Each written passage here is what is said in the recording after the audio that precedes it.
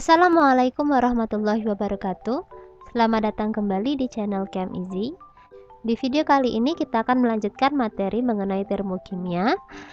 Yang akan dibahas hari ini mengenai perhitungan dari perubahan entalpi atau menghitung delta H, termasuk ke dalam KD 3.5, yaitu menjelaskan jenis entalpi reaksi, hukum Hess, dan konsep energi ikatan. Karena pada video sebelumnya itu sudah dijelaskan mengenai jenis entalpi reaksi, maka kita langsung saja membahas hukum Hess. Hukum Hess dikemukakan oleh Henry Hess. Nah, Henry Hess mengatakan bahwa perubahan entalpi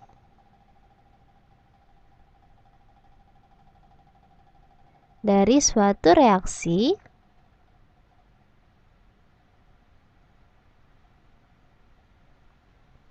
tergantung pada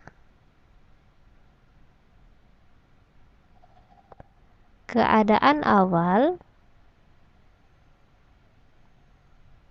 dan keadaan akhir, dan tidak tergantung pada jalannya reaksi. Nah, pada hukum Hess ini ada beberapa cara. Yang pertama, kalau misalkan dia soalnya itu berupa siklus Hess, ya, ada namanya diagram siklus Hess. Contohnya, misalkan ada reaktan A plus B, itu bisa menjadi AB dengan sejumlah delta H. Misalkan kita buat di sini delta H1. Kemudian dari AB ini kalau kita reaksikan dengan B kembali, maka akan menjadi AB2. Nah, sini juga ada delta H yang dihasilkan. Kemudian A plus B itu bisa langsung menjadi AB2 dengan delta H-nya misalkan delta H3. Nah, jadi keadaan awal dari diagram siklus ini adalah A plus B. Kenapa? Kita lihat saja dari yang panahnya keluar semua. Itu keadaan awal. Dan keadaan akhir adalah yang dituju. Jadi panahnya itu semuanya masuk ke dia, yaitu adalah AB2. Nah, jadi di sini dari A plus B bisa langsung menjadi AB2 dengan delta H3. Atau bisa juga melalui delta H1 kemudian delta H2. Artinya delta H3 itu sama saja dengan delta H1 ditambah delta H2. Kita umpamakan misalkan ada suatu jalan, di sini ada supermarket. Nah, misalnya ini supermarket nih. Oke. Nah, kita mau menuju si market ini. Nah, rumah kita di sini misalnya. Oke, rumah kita misalnya my house. Jadi kan jalannya bisa langsung nih. Nih, jalannya tuh. Atau bisa juga misalkan ternyata di sini ada rumah teman.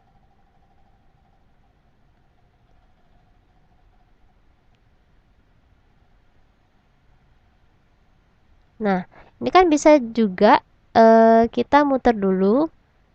Kita ke rumah teman dulu, kemudian baru ke supermarket. Artinya jalannya sama kan? Jalan yang langsung dari rumah ke market atau jalan yang ke rumah teman dulu baru ke market.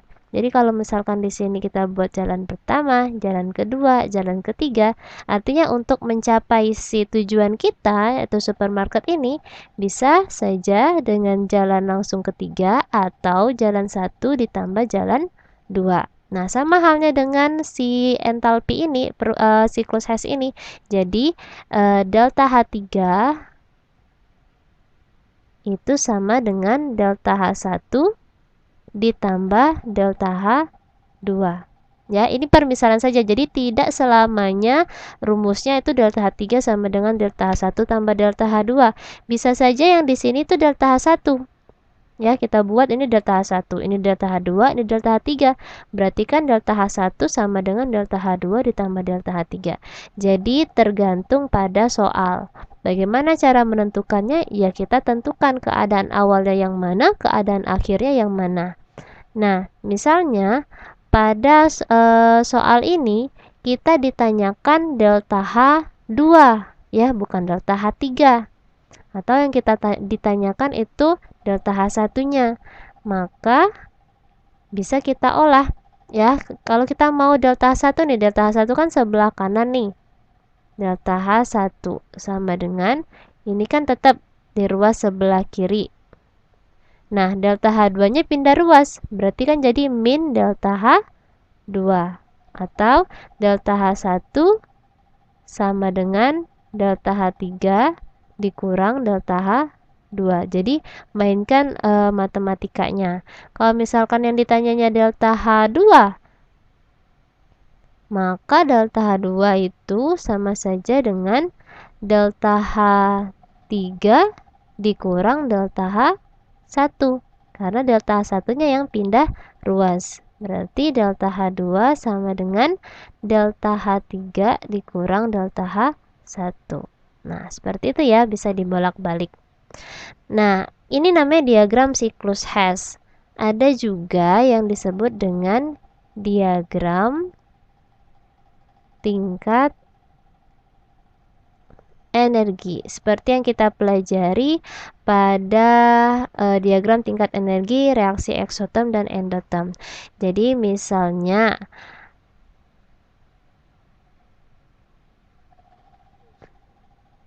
nah, seperti ini. Ini diagram entalpi kan, misalnya ya, delta H. Jadi di sini ada A plus B. Kemudian di sini ada AB plus B. Kemudian di sini ada AB2. Oke.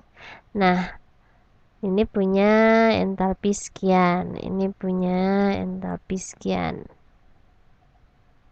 Jadi reaksinya dari A plus B menjadi AB2 itu kita sebut misalkan delta H. Kita samain aja ya dengan ini ya, delta H3 misalnya. Terus dari A plus B menjadi AB plus B itu misalkan delta H1. AB plus B menjadi AB2 itu adalah delta H2. Nah, jadi soalnya ini bisa dia berikan diagram siklus Hess, bisa juga dia diberikan diagram tingkat energi. Nah, kalau diagram tingkat energi, kita ngelihatnya kayak gini nih, patokan kita yang panah yang paling panjang. Ya, ini patokan kita nih.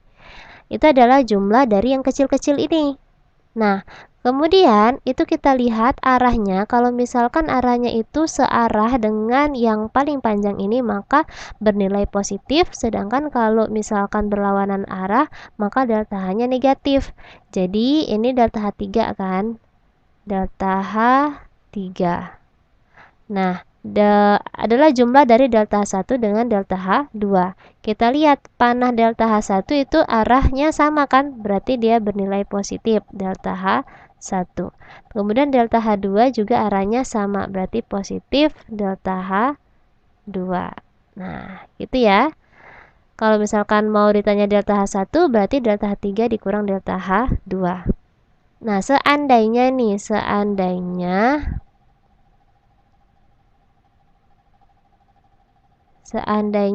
kita edit sedikit, ini panahnya ke atas misalnya. Nah, maka formulanya jadi berubah ya. Delta H3 tetap kita patokannya delta H3 itu sama dengan delta H1-nya kan arah ke bawah, berarti positif delta H1. Nah, ini tadi delta H2. Delta H2-nya itu berlawanan arah dengan yang paling panjang ini. Maka delta H2-nya bernilai negatif. Nah, contoh soal Pertama, perhatikan siklus hash berikut. Jadi ada C plus 2H2 plus 2O2 menjadi CH4 plus O2, delta H-nya sebesar X. Kemudian ada CO2 plus 2H2 menjadi C plus 2H2 plus 2O2, delta H-nya sebesar min 965 kJ.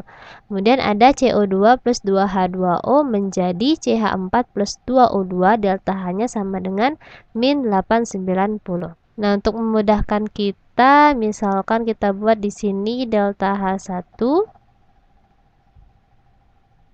terus di sini misalnya delta H2, ini delta H3, ya. Seperti itu. Jadi kalian bisa menambahkan sendiri angka-angkanya untuk memudahkan kalian membuat rumus. Nah, jadi ya ingat kata Henry Hess kan, perubahan entalpi itu tergantung pada keadaan awal dan keadaan akhir. Jadi kita cari keadaan awalnya mana, keadaan akhirnya mana.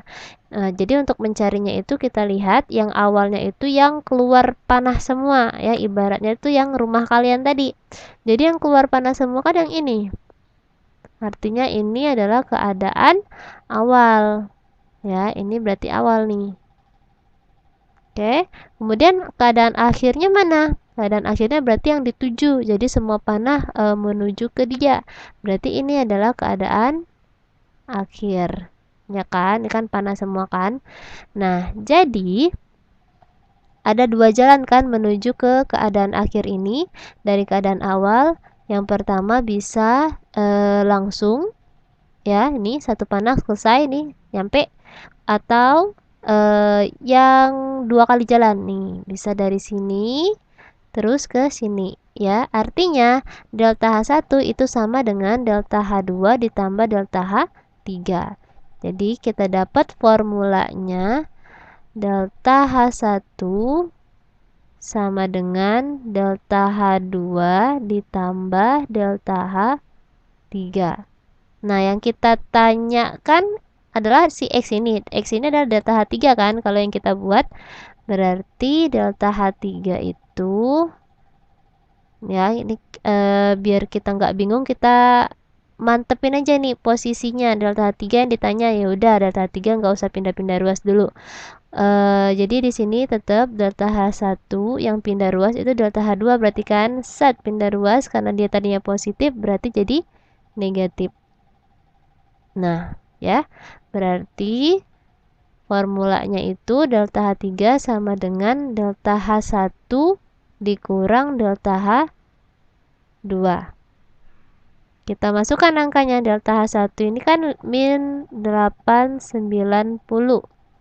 Ya, kemudian min delta H2-nya kan ini min 965, berarti dalam kurung min 965.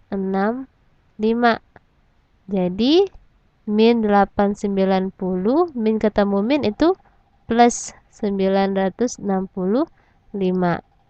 Utang 890 dibayar 965.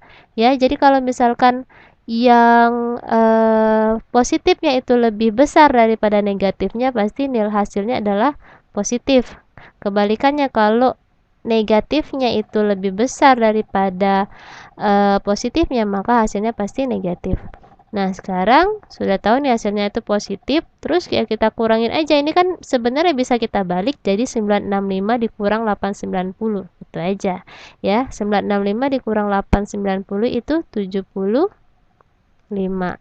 Jadi, jawabannya adalah 75 kilojoule.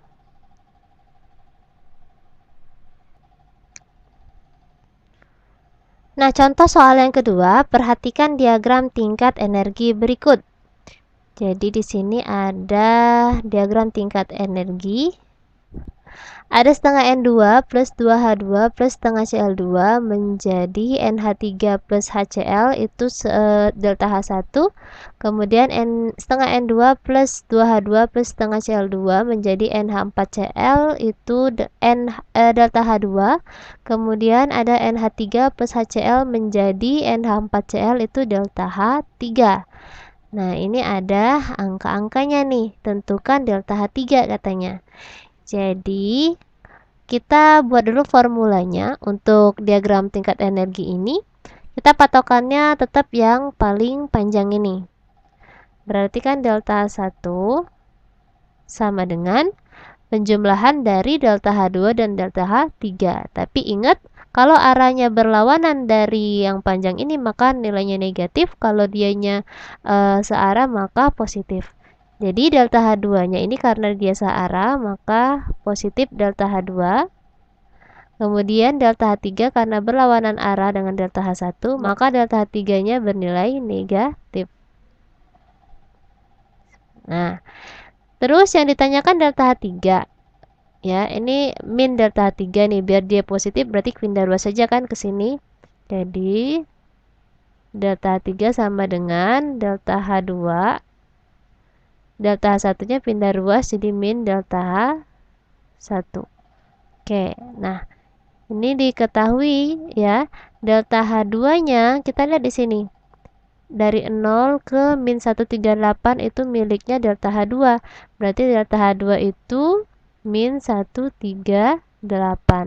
Jadi di sini min 138 dikurang delta H1. Lihat ini dari 0 ke min 314. Berarti delta H1-nya ya min 314.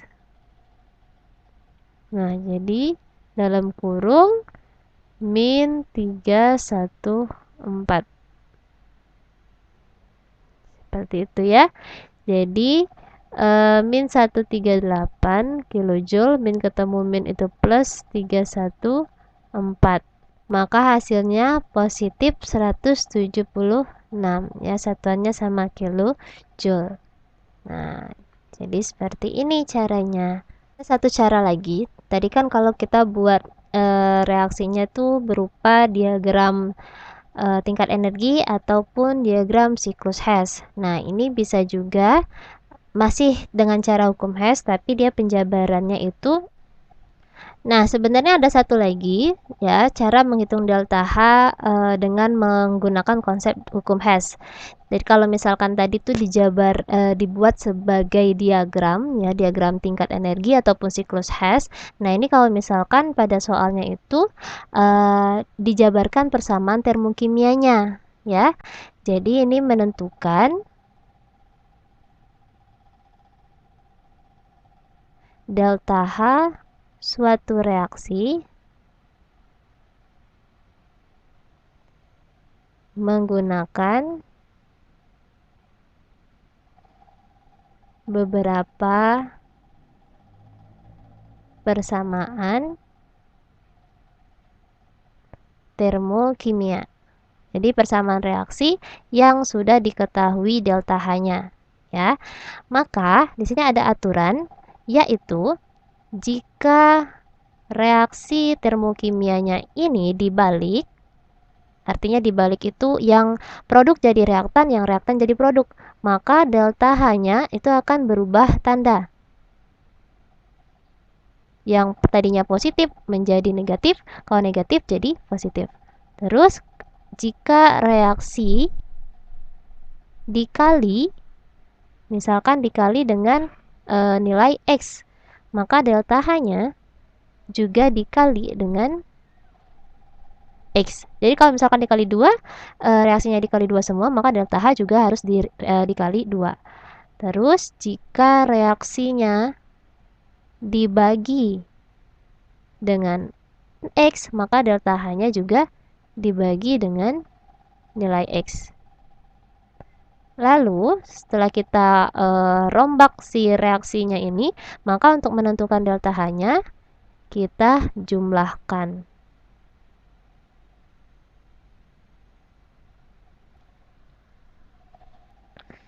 Nah, contohnya seperti ini. Diketahui persamaan termokimia sebagai berikut. H2 plus F2 menjadi 2HF, delta H-nya min 540 kJ. Kemudian ada C plus 2F2 menjadi CF4, delta H-nya min 680 kJ. 2C plus 2H2 menjadi C2H4, delta H-nya plus 50 kJ. Berdasarkan data tersebut, maka delta H reaksi untuk C2H4 plus 6F2 menjadi 2CF4 plus 4HF adalah, nah untuk memudahkan kita, kita buat saja ini misalnya reaksi pertama, reaksi kedua, dan reaksi ketiga. Nah ini patokan kita nih, ya patokan kita itu adalah C2H4 plus 6F2 menjadi 2CF4 plus 4HF. Nah ini patokan kita nih. Jadi harus sesuai dengan reaksi ini. Nanti hasil akhirnya itu harus dapat C2H4 plus 6F2 menjadi 2CF4 plus 4HF. Jadi dari ketiga reaksi ini kita olah, ya. Kalau misalkan reaksinya perlu dibalik, maka dibalik, perlu dikali, dibagi. Oke. Nah, ini kita mau ada C2H4 nih. Kita lihat nih, ya, reaksi yang ada C2H4-nya itu reaksi yang mana? Ternyata reaksi yang nomor 3. Nah, kita analisis lagi. C2H4 yang kita mau itu letaknya di sebelah kiri panah. Ya, ini panah kan sebelah kiri, berarti kan di ruas kiri. Sedangkan di data, letak C2H4-nya itu di sebelah kanan. Maka, untuk reaksi yang ketiga, itu kita balik. Ya, kita balik. Biar C2H4-nya itu letaknya di sebelah kiri. Kemudian, kita lihat jumlah mol dari C2H4 yang kita butuh. Di sini kan 1 ya. Sedangkan yang di sini juga 1, berarti tidak perlu dikali ataupun dibagi. Cukup dibalik saja. Jadi, reaksi yang pertama ini kita balik, maka C2H4-nya kita tulis di ruas sebelah kiri menjadi 2C plus 2H2. Delta H-nya karena kita balik, maka dia berubah tanda sesuai dengan aturannya tadi. Jadi min 50 kJ. Lalu, ini tadi reaksi yang ketiga ya. Reaksi yang ketiga.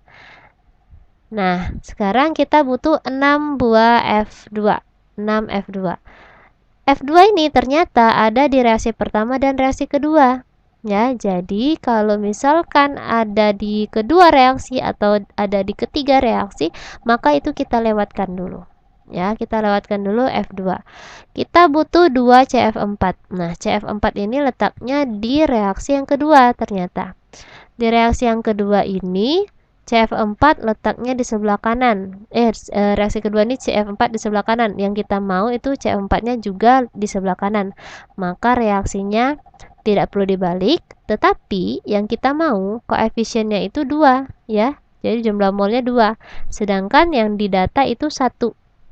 Jadi kita kali reaksi yang kedua ini dengan 2 ya. Yang dikali itu koefisien, jadi yang di sebelah kirinya. Maka reaksi yang kedua, karena kita kali dengan 2, maka C itu berubah jadi 2C. 2F2 berubah menjadi 4F2 menjadi CF4-nya dikali 2 jadinya 2CF4. Delta H-nya karena kita kali dengan 2, maka min 680 ini harus dikalikan dengan 2, jadi min 1360 kJ. Nah, selanjutnya kita butuh 4HF. HF ini letaknya ada di reaksi pertama. Ya. 4HF. HF-nya di sini letaknya sebelah kanan.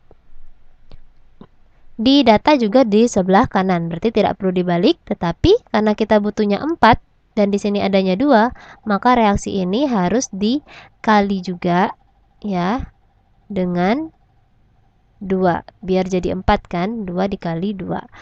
Maka reaksi yang pertama itu kita kali 2 jadinya 2H2 plus 2F2 menjadi 4 HF. Dan delta H-nya kita kali juga dengan 2, berarti min 1080 kJ. Nah, sekarang kita jumlahkan. Untuk persamaannya, persamaan reaksinya, jika ada unsur yang sama letaknya itu di ruas yang sama, maka kita jumlahkan ya, unsur atau zat atau molekul atau senyawa yang sama kita jumlahkan ya di ruas yang sama. Tapi kalau ruasnya berbeda, berlawanan arah, satu sebelah kiri, satu sebelah kanan, maka harus dieliminasi. Jadi di sini ada 2C sebelah kiri, ada 2C lagi sebelah kanan di reaksi ketiga ini. Maka 2C-nya itu kita eliminasi ya, sama-sama 2 kan C-nya habis berarti. Terus ada 2H2 nih. 2H2 ini letaknya sebelah kanan, ini letaknya sebelah kiri. Berarti kan habis kan? Nah, kemudian habis yang harus kita eliminasi. Nah, jadi di sini ada 4F2 dan 2F2 di ruas yang sama, sama-sama sebelah kiri kan? Berarti bukan dieliminasi, melainkan dijumlahkan. Jadi, hasil akhirnya adalah C2H4 ditambah 4 ditambah 2 berarti 6F2. Habis yang sebelah kiri kita tulis ya, sudah kita tulis semua. Terus sebelah kanan ada 2CF4 plus 4HF.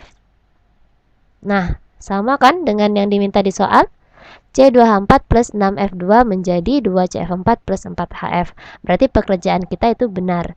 Tinggal kita jumlahkan delta H-nya. Ya, min 50 ditambah min 1360 ditambah min 1080. Berarti hasilnya adalah min 2490 kilojoule. Nah, tidak afdol bagi kalian untuk tidak mencobanya sendiri, maka ada tugas untuk kalian, ada 2 soal. Soal pertama, diketahui diagram siklus Hess berikut. Jadi ada diagram siklus Hess, bisa dilihat sendiri. Tentukanlah besarnya X. Jadi X ini di sini. Ya, berarti delta H1 yang ditanya. Soal yang kedua, perhatikan persamaan termokimia berikut. Ada 3 persamaan termokimia ya yang diketahui delta H-nya masing-masing. Tentukan perubahan entalpi untuk reaksi CH4 plus 2O2 menjadi CO2 plus 2H2O. Baiklah, sekian video kita kali ini. Terima kasih yang telah menonton dari awal sampai akhir. Semoga kalian mengerti. Jika kalian ada yang mau ditanyakan, silahkan ya. Boleh di kolom komentar maupun di japri. Oke, sampai jumpa di video belajar berikutnya. Wassalamualaikum warahmatullahi wabarakatuh.